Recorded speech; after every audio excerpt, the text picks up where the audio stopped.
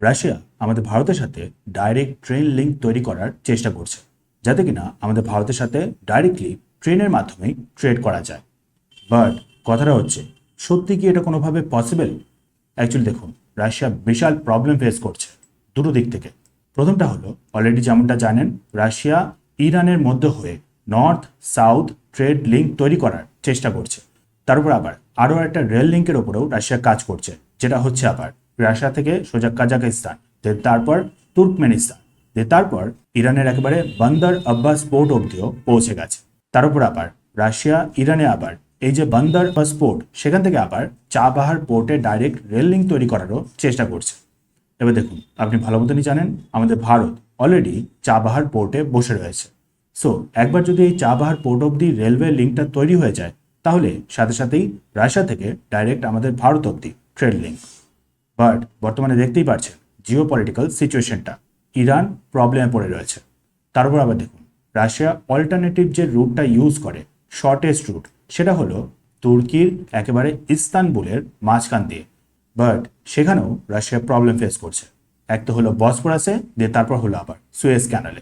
So Russia alternate একেবারে rail link তৈরি করার চেষ্টা করছে আমাদের ভারতে পৌঁছানোর জন্য।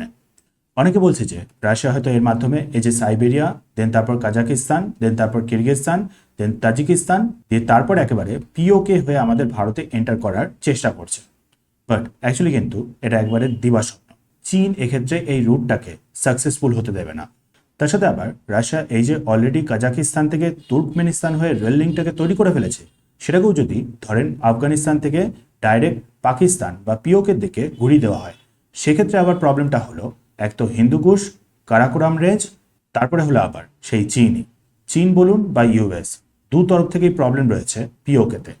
সো অবভিয়াসলি দেখুন, একটাই উপায় তাহলে বেঁচে থাকছে, বালুচিস্তানের লিবারেশন।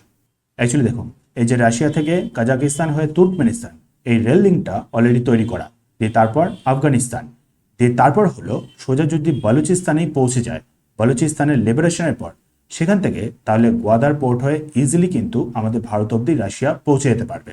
তারপর আবার যে মুহূর্তেই ধরুন পুরোপুরি শিওর হয়ে গেল যে বালুচিস্তান ফ্রিডম পেতে চলেছে, তাহলে ভালো মতনই জানেন যে পাকিস্তান আমাদের এই যে জম্মু কাশ্মীরের পোর্শনটা, এখানে কিছু না কিছু একটা করার অবশ্যই চেষ্টা করবে। সেক্ষেত্রে দেখুন, আমাদের ভারতের ক্ষেত্রে একটা গেট ওপেন হয়ে যাবে সিন্ধের। সেক্ষেত্রে আবার দেখুন, রাশিয়া থেকে সোজা হচ্ছে কাজাকিস্তান, তারপর হচ্ছে তুর্কমেনিস্তান, তারপর আফগানিস্তান, বালুচিস্তান হয়ে সিন্ধ হয়ে আমাদের Bharat. Actual proper railway link.